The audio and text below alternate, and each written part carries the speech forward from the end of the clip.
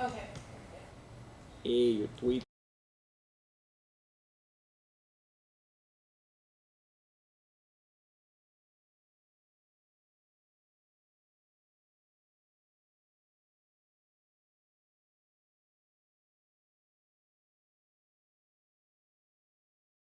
Tell me now, what's it question it's posing?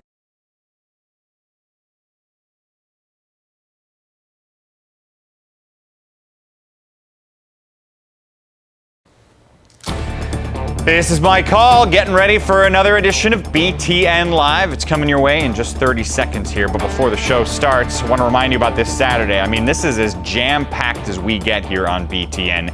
7 Big Ten teams will be playing football games this Saturday on our air. Start off in the morning, 11 a.m. Central. You can see Rutgers play, or MSU, or Purdue. Then at 2:30 Central, you can see Penn State or Minnesota. And in prime time, you have the option of watching Wisconsin play or the Northwestern Wildcats. Once again, 7 games this Saturday on BTN. That's this weekend. This is BTN Live. Coming up, Michigan State Shalik Calhoun joins the program. He explains why he sees himself as a character from the cartoon TV show Doug, as well as what it's like to be the number 2 team in the land. The Buckeyes are keeping their starting QB. Good decision? And is a former QB perhaps part of the solution to their offensive woes? Plus, we'll look at some of the big games in non-conference play this weekend, important to these teams for very different reasons. It's all coming up on BTN Live in... Up 1, up 2, up 3!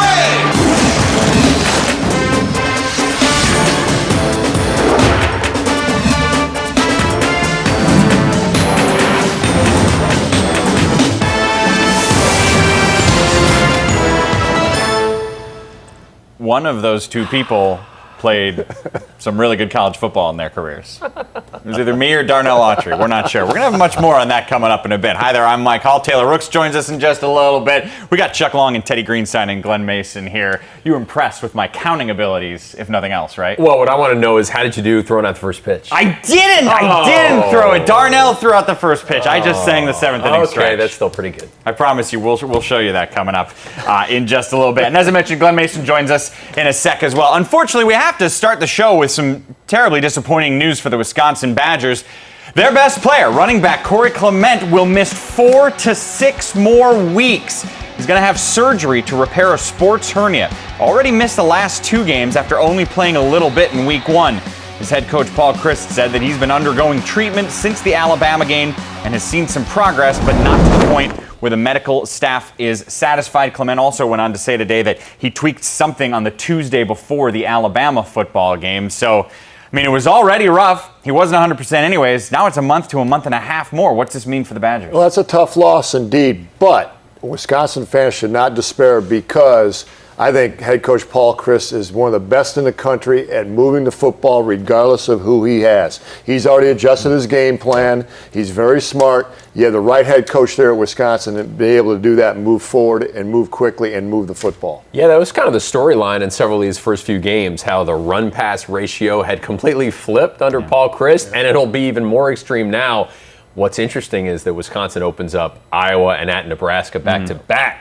So we're going to know really soon if Corey's replacements are going to be up to it. And they do have some good replacements, but Glenn, I mean, they're missing him. That running game is not there. They've had one person run for 100 yards one time this year through 3 games. Well, that's not the only problem with the injury to Clement. Let's face it, this has kind of been a bad year for the Badgers.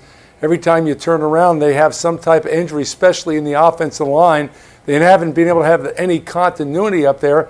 And you think about the young guy from New Jersey with this sports hernia, Clement. You know, I've had guys that have had that. That's a painful injury, and they talk about 4 to 6 weeks coming back. They better keep their fingers crossed on that one. And it's so bizarre to see Wisconsin not rushing the ball well. Right. I mean, they're last in the Big Ten in rushing yards. They have a string of 8 straight seasons of being number 1 or number 2 in the Big Ten. Yeah, like Coach said, that goes all the way back to training camp. You know, those injuries at the offensive line, not much continuity up there. So Coach Chryst had to adjust. He said, hey, what's my next adjustment? He's done. They've done a good job so far, but tough games coming up. Yeah, I mean, he's got Stavi. Right. Knock on wood or whatever, knock on glass. I mean, because they're going to need him. And Stabby right now, he might be the best throwing quarterback in the Big Ten. And I think they do have a decent amount of faith in Taiwan Deal and Dario Ogunbowale. Ogunbowale played really well in their spring game for them too. Yeah. But again, the pressure's going to be on them now as their season continues. And in the Big Ten, we're well versed in what happens when the person you thought would be your starter is not your starter, especially at the very top, right? We all know what happened with Ohio State. Yesterday we found out Urban Meyer said he's going to stick with Cardale Jones as his quarterback. Here's why. He was the quarterback of the team when we finished the season last year. He was the quarterback of spring practice, the only healthy one. And he finished training camp as a starting quarterback. And at times he's played very good, other times he has not. To replace him, the other guy's got to pass him up, either out there or in games, and that hasn't happened. It's the offense right now is in a funk. So every time you say, it's like when the quarterback, you say, boy, what a great game by the quarterback. You say, no, it was a great game by the offense. When you're not getting protected, when you're not balanced and not controlling the line of scrimmage, when you're not perimeter blocking very good, the quarterback struggles. And so all this focus on that guy behind center, I get everybody's got to do a job, but that's not my focus. And that's not our focus. It's all together that we have to control the line of scrimmage, have very good perimeter blocking because we have athletes, and you have to have a devastating play-action passing game. That's when you start seeing number one offenses in the country. This is not what they are right now. We want you to chime in over on BTN.com for an instant poll on what you think about Cardale. Should he be starting, yes or no? But let's talk to you guys. I mean, give me an idea of what makes it more challenging when you have a two-quarterback system? Well, it's very challenging. It's hard enough to set a game plan around one quarterback, but then you have to set it around two quarterbacks. And what happens is your game plan gets bigger and not better in many cases. One quarterback likes these plays, another quarterback's good at these plays. You don't have enough time in the week to practice all these plays to get them each good. And I think that they're falling into that trap during practice, which is showing up in games right now. Yeah, is this a pro-style team? Is this a zone read team? If Cardale Jones is the guy, it's pro-style, right? Right. If it's JT, it's more of those quick little running plays. But clearly what this team is also missing is the perimeter blocking. Evan Spencer, Jeff Uerman gave him last year because that O-line is confused and not very effective right now. Yeah, Glenn, let's get your thoughts. I'm pretty sure you're not a fan of the 2 QB system as well. Well, I'm not, Mike, and I never have been. And, you're putting us in an awkward situation. We're sitting here and we're second-guessing Urban Meyer, who's, the best in the business. But I've never been a fan of a 2-quarterback system. I always thought if you have 2 quarterbacks, you're not sure which one was better, make one guy a 1 and the other guy a 2. And the guy that's a 1, you'll make better. I worry the thing that Chuck talked about, as far as the game plan, but more importantly, is the reps in practice. Typically, if you have one quarterback, you give him about 80% of the reps, and now you're splitting it down. And last but not least, the quarterback is a position of leadership. Everybody on the football team looks to him, offense and defense. And I think all of a sudden, if you have one quarterback and a leader, then another guy's in there, you're diminishing that leadership role. But to Urban Meyer's point, I've always thought, when things go well, the quarterback gets way too much credit, and when things don't go well, all the criticism goes his way. Yeah, I think Mace must like what Jim Harbaugh is doing, because I think a lot of people felt like Shane Morris was going to be involved in the offense, and then more people felt that way when Rudock started throwing it to the other team against Utah, but right. Jim is stuck with him. Yeah, and we know it's one of the oldest adages. If you have 2 quarterbacks, you don't have a quarterback. Man, you can't have 2 more talented quarterbacks here. And yet still, even with that, we've seen the problems of the last couple of weeks. What about the challenges of the way that the plays are just being called for Ohio State? Well, it's tough. Coach Warner is an outstanding football coach, but I think it's very difficult to call a game from the offensive line position just because you're coaching 5 guys also. I've always been around people or head coaches that wanted to get, through the quarterback position, call the plays through the quarterback position or through a position where you're not coaching a number of guys like the offensive line. I think it's very difficult to coach it from the offensive line position. Don't be surprised if that moves to Tim Beck, the quarterback coach. You think so? Yeah, it could eventually. I can see where that's going. Just to take let that offensive line coach focus on the O-line. That's a big enough job as there is, and it may be one of the biggest jobs in all of college football. It is really challenging, but I was thinking about this question. Notre Dame is pulling this off right now, and they've got the same kind of three-headed system where Brian Kelly seems to have veto power over Mike Denbrock and Mike Sanford, who was brought in from Boise State, and no one is exactly sure how it's working, but it is working. I mean, statistically, this team is up. Quarterback rating, 15th in the country now, 30th last year. Yards per carry, 5.8 yards from 4.3. Notre Dame is making it work. Ohio State's having trouble with it. Glenn, you know Mr. Warner fairly well, don't you? I do, and you know the thing about it, there's a million ways to skin a cat, fellas. You just got to get it skinned. And I tell you how I developed my philosophy. Who was going to call plays? When I was at Kansas, Pat Rule was the offensive line coach, offensive coordinator. He's now the Seattle Seahawks offensive line coach. And I was on a Nike trip, sitting around a pool one day, and Johnny Majors of Tennessee was pontificating about play calling, and he said, you know, I would never have a guy call plays that didn't play quarterback in college because their thought process is that different. I went back home and I said, Pat Rule, you know, you're still gonna chart the course, but Dave Warner, who played quarterback at Syracuse, he is now going to call the plays. What a world of difference. Our offense took off. I could see it during the game and the flow. It worked. Dave Warner's now calling plays for Mark D'Antonio here at Michigan State. It makes a lot of sense to me. If I was still coaching and Chuck, you were coaching for me, you'd be calling the plays. And real quick, is that just the main problem is the quarterbacks? Is it not that Braxton's not getting the ball enough or Samuel's not getting the ball enough or anything like that? Yeah, I mean, there's no question. I mean, Braxton touched the ball 5 times on Saturday. That has to change. Urban Meyer had a quote. He said, we got to put these guys in the right spot at the right time. Just like game one. Game one looks smooth. They're getting Braxton the ball. Yeah. They got to go back to that film. Okay, what are we doing? Sometimes you just pull out that game plan. Okay, Right. what are we doing in that game plan? Just study that. Just start there because they were pretty good that first game. As I mentioned, Taylor Rooks is a part of the show as well, joining us with insight on the social media world of things. And we're going to bring her into the program right now. And whether you like it or not, she's going to be a part of the show throughout the entire next hour. Hi, Taylor.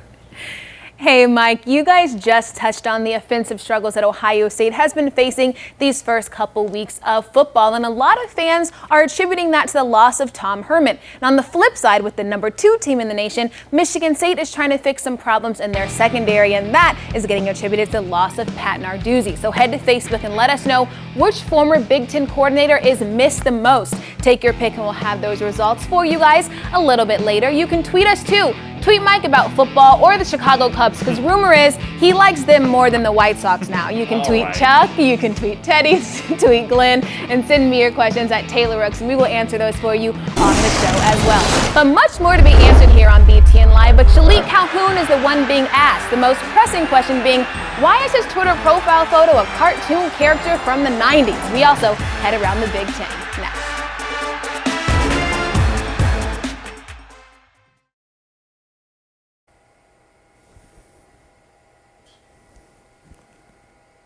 That's a good segment. They told you to wait. Stretch. Yeah. Noosh, I didn't mean to throw you a curveball there, bud.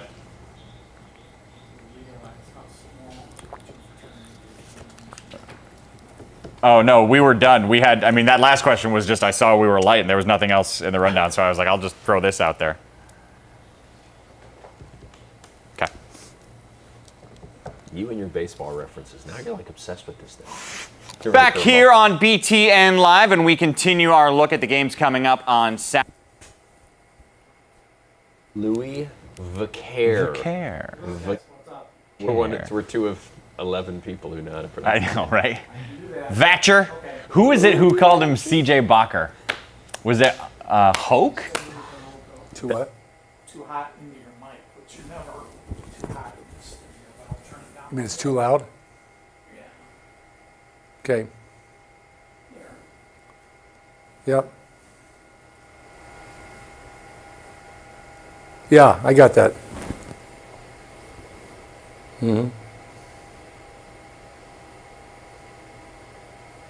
I talk loud too, though, you know.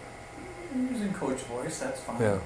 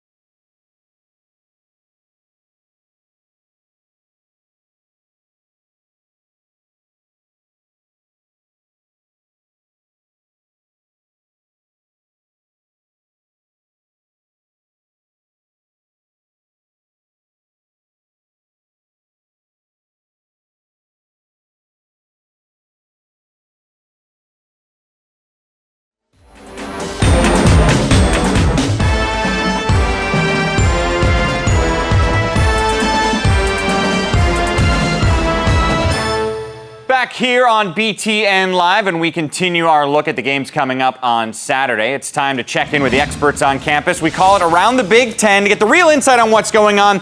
We start off with West Lafayette. Brian Newbert joins us now. And of course, Brian, the main story is there has been a change in the quarterback position. David Blau will start over Austin Appleby. How has the team responded to that news? Well, I guess we find out Saturday, not to duck your question, but obviously this is a deal where you kind of wait and see. You know, Purdue's had 21 points for opponents come off its quarterback's hands here in the first 3 games, between 2 interceptions for touchdowns, 1 fumble for a touchdown. That's just something this team has very little margin for error, really cannot afford that kind of thing, and that's what kind of drove the quarterback change. So we will see, I guess, on Saturday how everybody responds to David Blau. And what's going to be the main difference between Blau and Appleby? Well, physically, for one thing, I think Appleby's a much better downfield thrower, and that's an element Purdue's been a little bit better at this year than it was last season.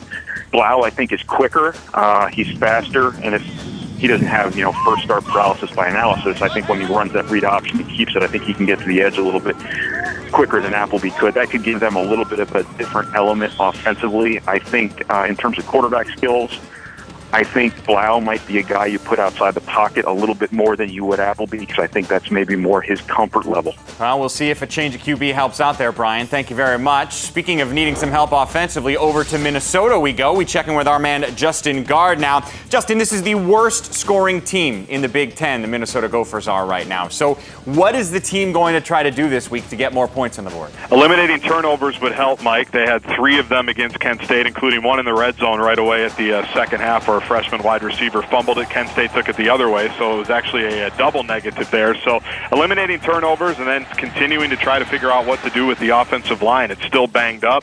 It's still not playing very well, and that's been the root of all the offensive evils so far. They got by without a great passing game last year because they had a very good running game. Neither's been impressing thus far. Which area is a bigger concern for them? I would say the running game, because that sets up everything that Jerry Kill and Matt Limegrover and the coaches have always wanted to do. And no matter what, the Gophers have always really been able to run the ball, and they average 2.4 yards a carry against Kent State. No matter who's playing quarterback, Mitch Leidner needs all the help he can get, and rushing the ball for 2.4 yards a carry has been a big problem. That is emphasis number 1 this week, definitely. Justin Gard, thanks. Let's head on over to Evanston now. We check in with Louis Vaquer on the Wildcats, and let's stay on that theme of offensive concerns. Clayton Thorson did not have a very good passing game in the last time out. How much of a concern is that for the Wildcats? Well, I think it's a concern. I don't think they're overly worried at this point, though. This was by design. I think they were hoping that he would come along and in the second half of the season be a lot better. So I don't think they're that concerned. It was really the first clunker he's had, and he doesn't have to win games for him. He just has to be an effective game manager, take care of the football, get him into the right plays, and they'll be fine. Well, that's because their defense is winning the games for them. Giving up only 16 points total in 3 games thus far. Why? Yeah, I'll tell you, this has a chance to be the best defense we've seen in Evanston since the mid-'90s when a guy named Pat Fitzgerald was wearing a neck roll and roaming the field for him. But I think they have speed. This is the fastest team I think I've seen, the fastest defensive team I think I've seen at Northwestern, and they also have great depth. I think the defense is championship level. We'll see if the offense can get there. Louis Vaquer, thank you, sir. Thank you. Now, those Wildcats will be playing against Ball State, and as you can see on the bottom there, a game that will be shown in prime time here on BTN. That is one of 5 games this weekend where the Big Ten takes on MAC opponents, along with Ohio State, Minnesota, Purdue, and Michigan State. And this is nothing new. For decades, the Big Ten has scheduled games against the MAC. It makes sense for travel reasons. It makes sense for recruiting. You can get to a state nearby and play them, yada, yada.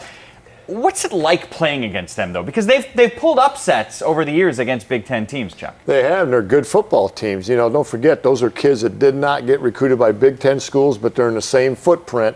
So they go to these MAC schools, and they have a grudge, they have an edge to them. They want to beat a Big Ten school. Plus, it is a great league for coaches. There's a prevailing thought out there that, hey, if you get to a MAC job, if you're an up-and-coming coach, get a MAC job, that'll vault you to a bigger job after that, and it's happened. So you have a lot of good coaches in the MAC as well. Glenn?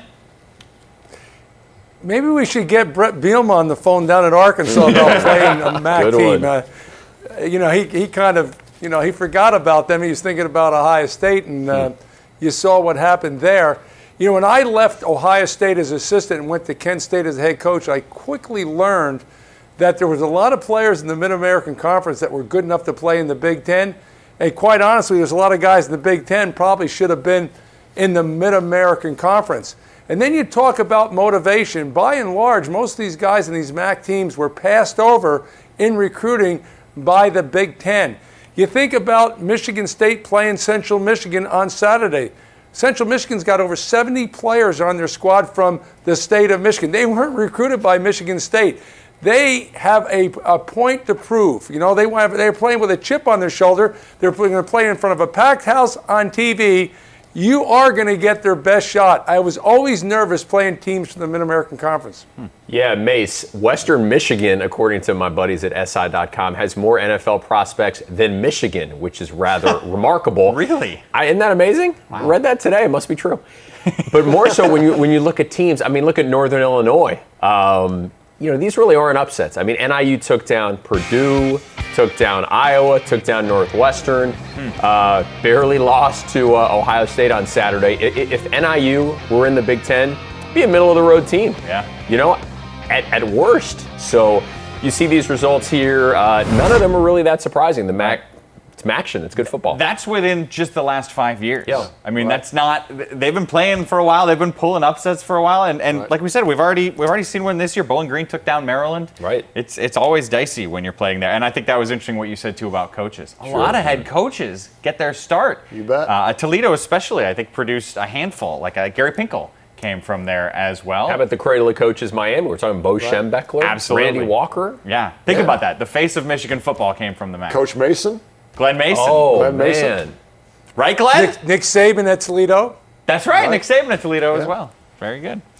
I like that we transitioned straight from Glenn to Nick Saban among great coaches. That was perfect. Hey, speaking of great, you got to stick around for this. There's our guy, right? That's Shalik Calhoun. Fantastic haircut and everything. We're going to ask him what's it like being number 2 in the country. And also, because it's Shalik and he's great at sound bites, we're going to ask him a ton of stuff that has nothing to do with football.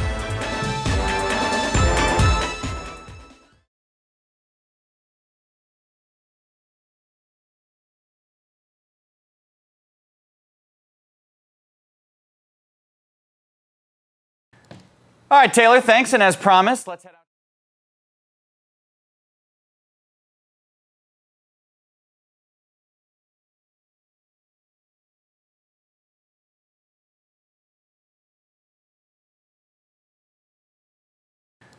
All right, Taylor, thanks. And as promised, let's head out to East Lansing now and bring in one of the best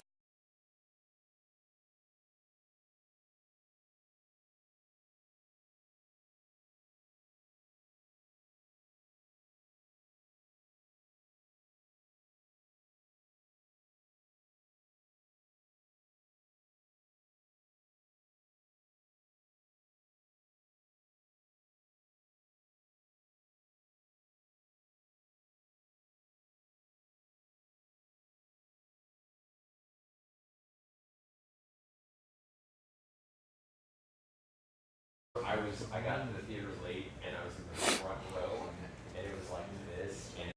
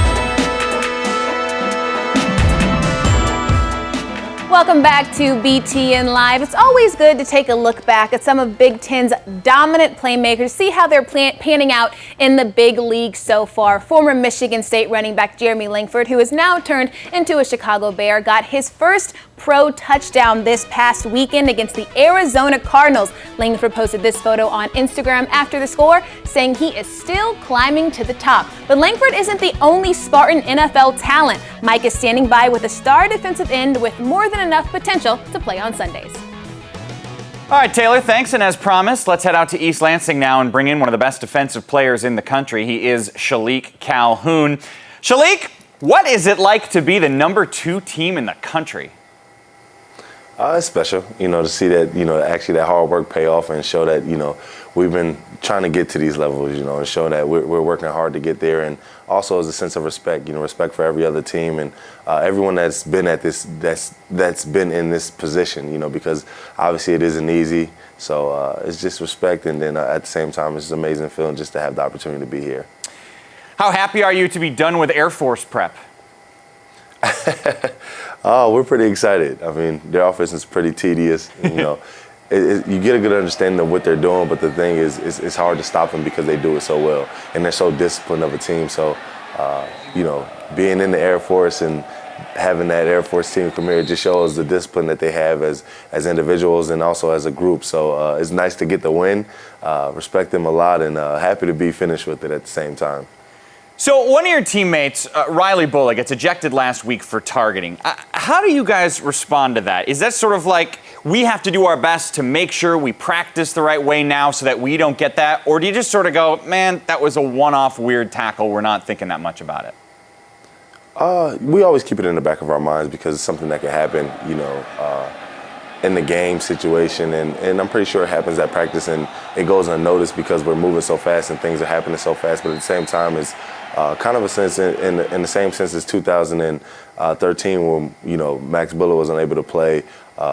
We just kind of have to bounce back from it, just keep working towards the team effort. And at the same time, we have guys that can come in and play that role. So we're not focusing too much on him being out. We can't wait for him to come back. I think it's after the first quarter. So we'll be happy to have him back. But at the same time, we have guys that can come in and be playmakers also. So there's no really, no focal point really, that's focused towards that too much.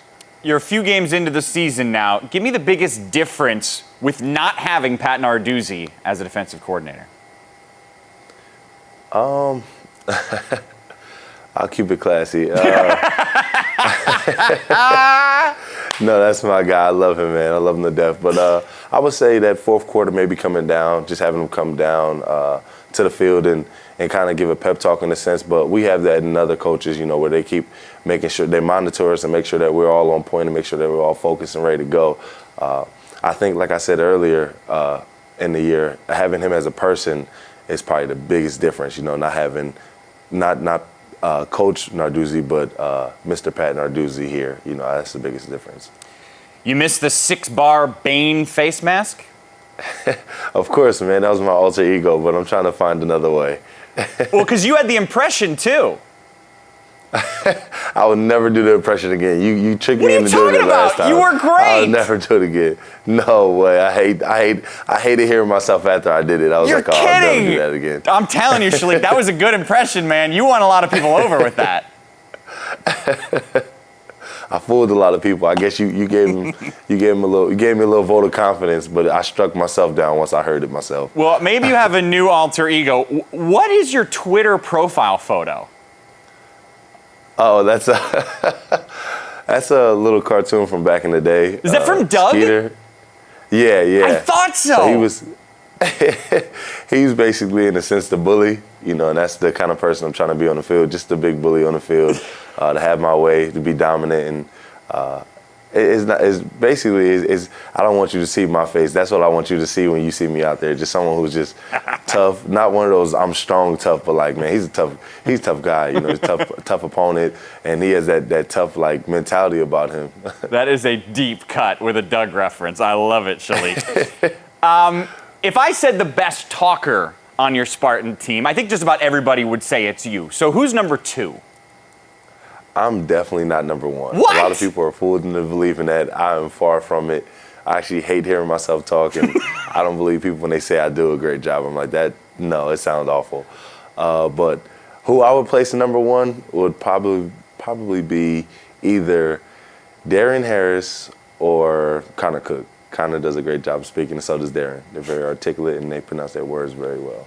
Anybody have a better haircut on the team than you? Oh, not at all. No one looks better than me. You know, that just comes with the territory. You know, I'm a good-looking guy. What do I need to know about Malik McDowell? This is a youngster who's making an impact. That this is going to be a great year for him. You know, he's one of those guys that has advanced through the past year, has learned a lot. Not only that, but is putting it to good use on the field. You know, and I think that last year he didn't get much notice. Well, he did get a lot of notice for being a freshman, but he didn't get much notice because people was more focused on, Shalik is back for another year. You know, how he's playing. This is how he's playing, or this is how he isn't playing. But I think this year, being that our defense is being recognized a lot more, I think people will see that he's even bigger playmaker than even people would imagine. You know, he's one of those tall guys who can also stay low, though. You know, he can play very low down to the ground and uses his hands very well, as I'm pretty sure you guys saw in the Oregon game. Well, as we let you go, Shalik, I just want to say you have the appropriate amount of confidence about your haircut, but you need more confidence about your impersonation skills. That's a good vein, man. When you want to bust that out again, you let me know. All right, I'll let you. You'll be the first to know. Good man. Shalik Calhoun, thanks for joining us. Good luck this weekend. Have a great day. When we continue here on BTN Live, we're going to look at some of the big non-conference games this weekend, 3 in particular, and we'll break down all angles of it right after this.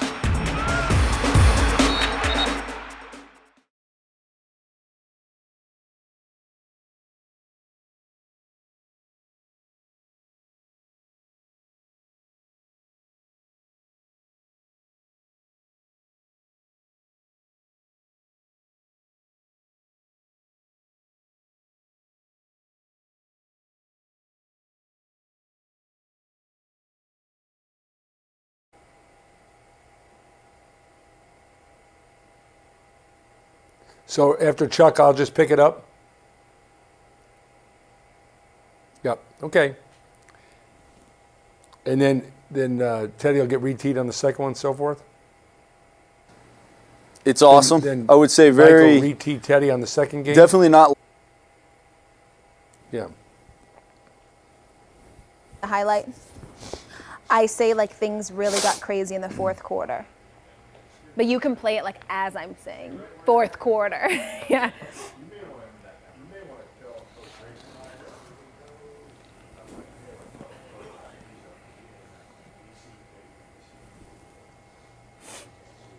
No, he won't be able to see it, but he'll be able to hear it. Okay, stop. They're not all the same, right? Yeah.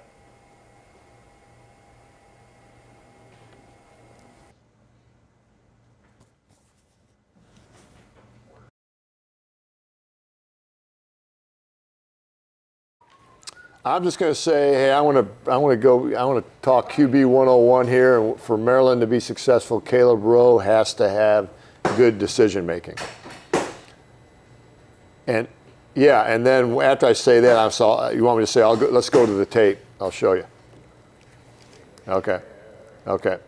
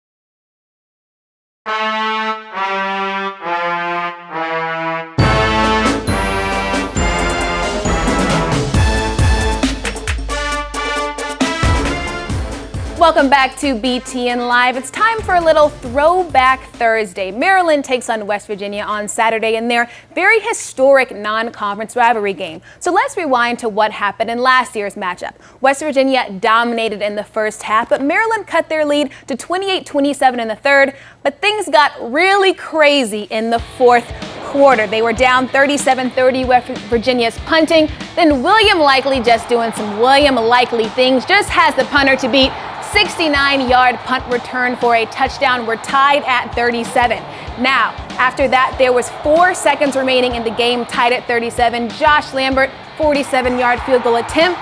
It's up and good. West Virginia goes on to win 40-37. What a heartbreaker, Mike. Yes, it was 28-6 at one point until the huge comeback. That was a bizarre game. All right, so we're going to look at that game and 2 others that stand out for different reasons in this upcoming non-conference slate on Saturday. Everybody's going to break it down with a different category. Teddy's going to go big picture. Chuck's going to look at the pros and cons of the QB. Glenn's going to give the coaching angle to watch in these games. And let's start right there with Maryland and West Virginia. Big picture, why is this important? Yeah, Mike, I feel like Maryland's season has been kind of crazy because you've got a change at quarterback. You've got the defense getting completely thrashed by Bowling Green. 2 nice wins. So where is this team right now? Now you're going to West Virginia. West Virginia is an enormous favorite, which is weird in that these programs should be the equals of each other. So the public doesn't think much of Maryland, and now we got to see if the Terrapins can prove them wrong. And you mentioned quarterback, Teddy. Let's talk about Caleb Rowe. And I think he has to have good decision making. That's been something he's lacked. But let's go to the tape, and I'll show you where he can have good decision making. This is some examples. Here he is in the pocket. This is a poor decision, just throwing the ball up for grabs. Can't be doing that. He needs to work on that. And then here's the next play where he has really good decision-making ability. Looks off to his left. He's got good rhythm and timing in his throw. Throws a strike for a touchdown. So it's really going to come down to decision-making ability for Caleb Rowe for Maryland to be successful. Well, if I'm Dana Holgorsen, the head coach of West Virginia, I'd be looking at where does big play potential come from off this Maryland football team, because big plays is what gets you beat. And just like the clip that you saw right there, Will Likely, he is really dangerous in the kicking game. Fool me once, shame on you. Fool me twice, shame on me. In the kicking game, I am not going to kick the ball to Will Likely. Keep it away from him. Yeah, that makes sense. But by the way, something else fascinating about this Terrapin team, we have the statistic turnover ratio. You compare how many times the offense lost it, how many times your defense gained turnovers. What about the sack ratio? It doesn't exist, but if it did, Maryland would be at an all-time high. Yeah. They have 14 sacks on defense, which is number 2 in the country. They've given up 0 sacks on offense, which is number 1 in the country. That's been impressive, especially because Edsall said after last year we need to improve our offensive line and our defensive line play. On to the next game. It's a Big Ten ACC game. Indiana and Wake Forest. Why is this game important? Pretty clear, Mike. Indiana wins. Indiana goes to 4-0 for the first time since you were born. You're 25 years old, right? No, 1990? A little more than that. A little older. All right. Well, that would still be huge for the Hoosiers. And also, I don't know if you've seen this movement going on Twitter. These guys are trying to get game day to show up at their game next week. They're hosting Ohio State, trying to make it a big deal. Dan Dockich, old friend of the network, part of the effort. Well, good news, bad news. Yes, they have a chance, but only if Notre Dame and Georgia both lose on Saturday. Those 2 teams are favored by a combined 27 touchdowns, so I don't think it's going to happen. But still, to start 4-0 would be enormous. 4-0 would be great. They get to 4-0. It's up to Nate Sudfeld to be good as far as being accurate. Okay, that's one thing when I notice Nate, sometimes he's inaccurate. Let me show you. Let's go to the tape. Here's a good throw and a completion, but he had the receiver. The receiver had him beat for a touchdown. The defender just lay it out there. You have 6 points instead of a long gain. Here it is. The positive, nice errand of the ball. Here's it, putting the receiver in stride on the post route. There's 6 points. And that's the difference, especially when you're trying to go 4-0. Hey, throw the accurate ball in stride for the touchdown as opposed to the underthrow for just a long gain. Big difference. If I was the Hoosiers, I wouldn't be worried about game day. I'd be worried about Wake Forest. You talk about a big game, a must-win probably, because they've got to go, to a bowl game this year. It'll be very disappointing. What they have to do when you go on the road, you've got to take your defense with you. And, last couple of years, they really haven't had any defense. If I was Coach Wilson, I would challenge that defense. I'd put them in the first-class seats on the plane. I'd put them on the front of the bus, but I would tell them, if you guys don't play well, you're walking home. We need you to play well this game for us to win. Well, maybe they need to bring something in the first half, too, Glenn. They've been a second-half team. They're actually very good in the second half. They're outscoring their opponents 71-30, so more than twice as many points, but they've been losing entering the second half in all of their games. How about BYU taking on Michigan? This is a BYU team who, I know they lost to UCLA, but that was a close game, and what if they didn't? Think of who their 3 wins would be against. By the way, going back to one thing Mace said, I mean, they're going to use that negative recruiting against him, right, when he gets his next coaching job. You're going to make your kids walk home from games? That is mean. But he's a mean man. Let's talk about Michigan here. We will be 4 games into Operation Harbaugh, and this is the real test because obviously rolled over UNLV and Oregon State, but this BYU team, road-tested, mother-approved, a quality team, a real challenge. So if Michigan is going to get to 8 wins, get a nice warm weather bowl, and if Harbaugh is really going to leave a mark on this team, huge game on Saturday. And part of that equation, Teddy, is for Jake Rudock, the quarterback, to get better with his fundamentals and technique moving forward. Again, let's go to the tape and I'll show you why. Here he is right here with good technique, good fundamentals, in rhythm and timing, strike for a touchdown. Here he is where he's not in good rhythm and timing. He has to wait a little bit. Leads to an interception. That's, again, Jake needs to work on that. Here's a split screen. At the top of the drop, you'll see they get there at the same time, but on the left, he's in rhythm. On the right, he's not. And because on the right, he's not, he throws the interception. You see the difference in there. And just that split second of releasing the ball is a big difference in a completion or not a completion. Teddy, what are you talking about? We've walked home from a lot of games that I coach. It doesn't always work as a motivating factor. For me, it's Jim Harbaugh staying the course. When he had a disappointing outing on offense against Utah, a lot of people are saying, what adjustments was he going to make? I knew he wasn't going to make any adjustments.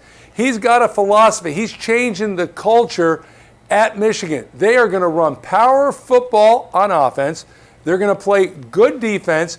They're going to try to maintain good field position in the kicking game. And that's what it's about. He's not going to change just because he hits a couple bumps in the road. He's thinking about the development of the program long-term, not short-term. And that running game especially has improved, like you're saying, Glenn. Only 76 yards in that first week, but back-to-back 200-yard performances ever since. And if they win this game, that's 3 straight victories, which for Michigan, this stat's fascinating. It hasn't happened since 2013. For a lot of teams, that's different, but for Michigan, that's surprising. Taylor? All right, Michigan's Joe Bolden will be joining the studio on Friday's episode of Beyond. And here's a sneak peek from the linebacker on what it's like to play for Coach Jim Harbaugh. It's awesome. I would say definitely not lacking emotion at all, no matter what aspect of the game, no matter what day of the week it is. And just overall exciting. It's almost like my love for the game has even improved or gotten bigger with Coach Harbaugh being the head coach. All right, and coming up on BTN Live, Saturday's game day will be the last of its kind. Find out the value of the Big Ten rescheduling next.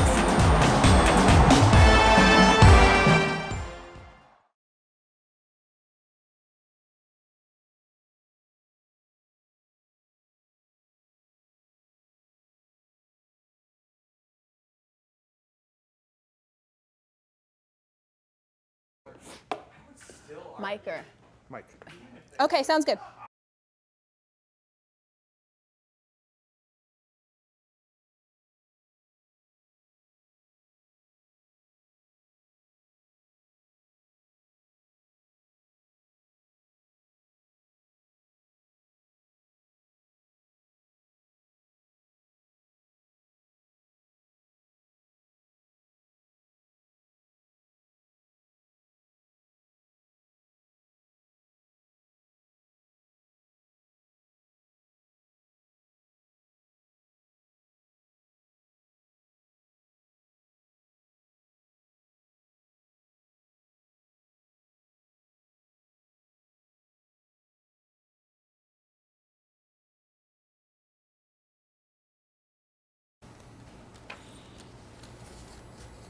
Yeah.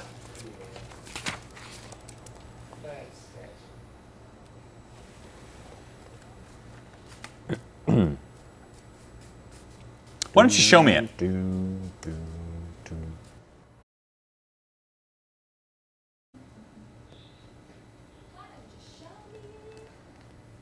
Okay. Oh, we're not showing that week 4 in 2016? And then can you show me the other one? Were they supposed to have a graphic for you of week 4? I mean, would have been better. Do you want to look it up now? We have it. You can at least say it. It's all right. I'm more about. That's okay. I thought that would. I mean, because we've been there. Oh. Oh, okay. What order are we talking here? No order. Just.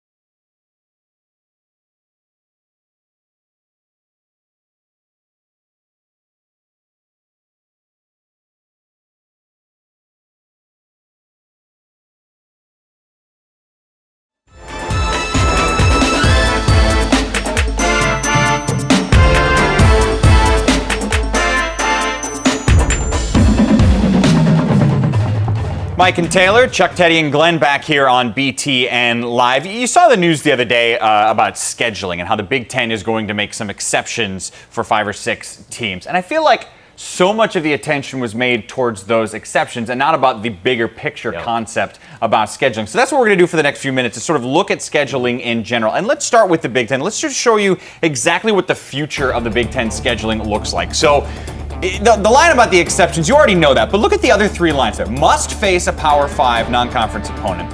They're the only conference that does not allow FCS teams to be scheduled, and they will move up to 9 games. This is all starting next year. Now compare that to the other conferences out there. The SEC and the ACC also do the Power 5, but they do allow FCS opponents, and they are staying at only 8 conference games, whereas the Big 12 and the Pac-12 has 9 conference games, do not have a Power 5 conference mandate, and they also can play FCS teams. So in other words, the 3 hard things to your schedule is if you get rid of FCS, if you play 9 league games instead of 8, and if you demand a Power 5 opponent. Give credit to the Big Ten. They're doing all 3 of those, and no other conference is even doing 2 of those. Well, I go from the coach's standpoint and building programs, and that's tough now when you have 9 league games, you can't play an FCS game. I'm all about wins. That may be good for the Ohio States and the Michigan States of the world, but not so good for Indiana and Purdue trying to turn their program, trying to get enough wins to get to a bowl game. I'm the big believer in trying to get 4 non-conference and get an FCS just to get your program into a bowl game. Look at Indiana right now. Yeah, we have a classic coach versus media clash on this issue. Sure, I mean, that's why we're here. For me, playing weak opponents, all it does is benefit the head coach because he wants a better record. But in terms of the players who want to build some memories, the fans, the season ticket holders, TV partners, you want to play someone tough. You know, last year I look at Northwestern.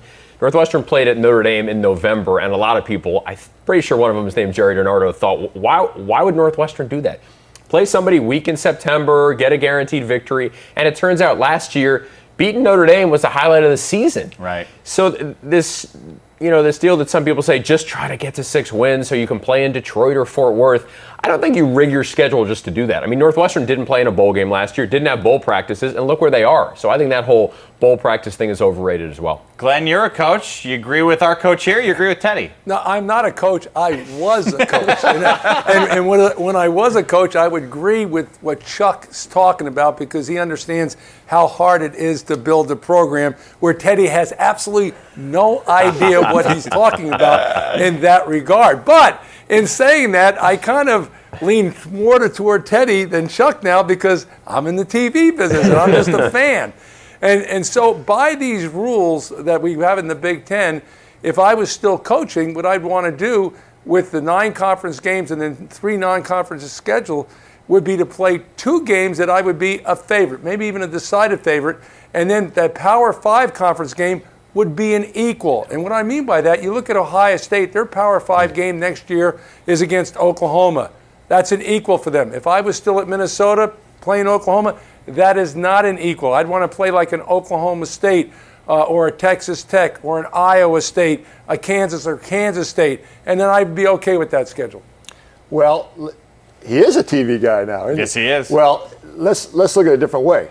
Will we all feel good about it? You know, we had 10 bowl teams out of the Big Ten this year, right. okay, last year. Will we all feel good about it? It's possible that may go down. You never know. That could go down to 8, 7, who knows? Will we still feel good about that, having known that those teams played great teams early in the year? Yes. That's what we that's what we have to decide as a group. Well, doesn't feel good about to Teddy's point, though, doesn't the value of a bowl game mean much less now? I had Harold, our researcher, look this up. Before the BCS, there were 18 bowl games. Right. This year we'll have 40. And look at Tim Beckman. He made a bowl game. Right. That didn't. Now, I know he got fired for other reasons, but Yeah. it wasn't like getting only 6 wins was now like, well, he's safe. We can't How touch about the him. bowl game in San Francisco a couple years ago where both that was when Zook got fired and the opponent coach also got fired. Right. So bowl games are nice. I've covered a dozen of them, but to rig your schedule just for that sake, I mean, we're in an era now with the selection committee. Ohio State in 2017 not only plays Oklahoma at North Carolina and 9 conference games. I love that. All I know is if you pick up any media guide across the country, let's look at Michigan State's media guide right here. On the inside cover of their media guide, their second bullet point there is 8 consecutive bowl games. Right. Now, I could not recite their 8 consecutive bowl games. I couldn't do it off the top of my head, but it's right in that media guide. But we know they beat Baylor last year because it was a good bowl. It was a That's great right. bowl. It wasn't just any bowl. How about this, Glenn? Tell me why this is crazy. Why not 10 conference games? If you've got 14 teams, you go to 10 conference games. That still gives you 2 non-conference. So if you want to do cream puff games, you can. If you want to do an important rivalry game like a Michigan and a Notre Dame or something like that, you could do that. And now you're playing more games that matter for your players and your fans because of the leagues expanding. You'll get to play more teams in your area that mean something. Yeah, that's great. I'm going to put my coaching hat on now. I remember when I was in the Big 8 conference and we were expanding with the Southwest Conference, and we were going to go from 7 conference games to 8, and Tom Osborne said, that's a coach killer. So if 8 was a coach killer, 9 was a coach killer, what do you think 10 is? Everybody knocks each other off. But to Teddy's point about what Ohio State is scheduling to be very attractive because of the college football playoff, I would agree with that. The majority of schools, that's not even in the discussion. They got to worry about trying to build their program up to Chuck's point where they can be competitive and hopefully just win their conference. They are not even in the conversation as far as the playoff. All right, well, we'll have to continue this conversation for another day. However, in another segment here on BTN, we will get our poll results for you, and you will understand why many people have called me the songbird of my generation.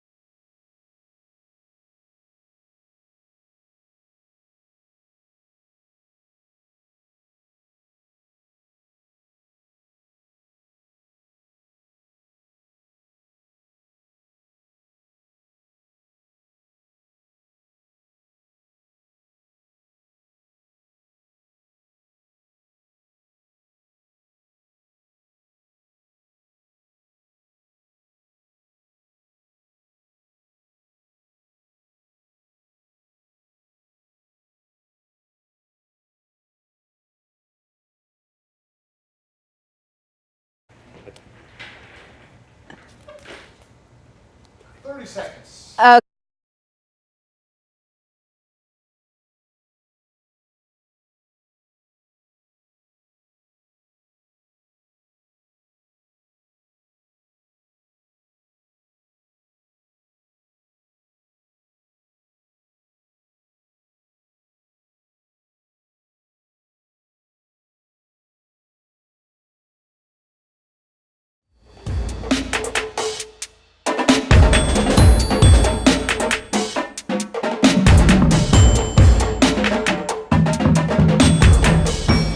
Welcome back here to BTN Live. Teddy and Chuck, I have a question for you guys. I know you guys are active on Twitter, so I'm wondering if you saw the flurry of tweets last night that the 7th inning stretch at the Cubs game was just horrific. Well, I heard Did you Darnell see that? Autry saying. Yeah, but I think the other guy he was with you were the guy from the video. Can we roll that? Let's see if that actually was Mike. I don't know. I'm embarrassed. All right, Cubs fans, be loud here. Let them hear you all the way in Milwaukee. A 1, a 2, a 3. Take me out to the ball game. Take me out to the crowd. Buy me some peanuts and Cracker Jacks.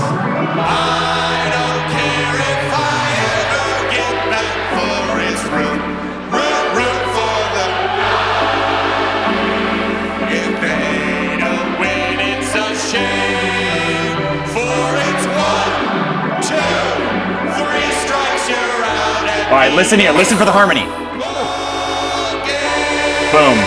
Whoa, Glee Club? Glee Club down in Mizzou? I did musicals in high school Yeah. and college. You're Nice. talking to Nicely and Frankie Epps. I mean, I'm just And saying. you were totally Mariah Carey with the mic out. That's what Harry did. Right. Harry would let the audience sing. How about Teddy throwing some shade my way, by the way, throughout the entire day leading up to it and Yeah. during the song. Kugler Teddy's was all mean. over me. Our main Yeah. play-by-play guy, Kevin Kugler, was hitting me. Well, What I'll tell you was what, the last person I saw sing at Wrigley was Dave Grohl of Foo Fighters, and We often get he paired was to a each little other. better. We often get compared to each other. Right. What was that experience like, though? It was the best, man. Yeah. It was the coolest thing. The Cubs are awesome to do that. And like you said, I'm a White Sox fan, but I never hated the Cubs. But even still, it's like that is a palace, and to be doing that there, and it was really good. I should say Kevin Poggo was nice to me on Twitter, but Kevin Kugler was not.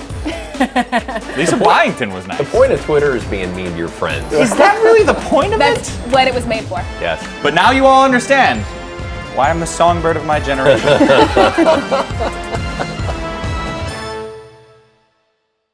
Sorry, CJ. It just would have been weird if I went to the poll.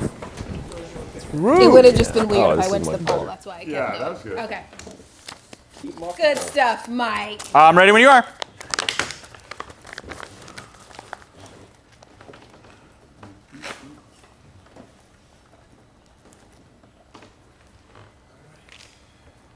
All right, ready when you are.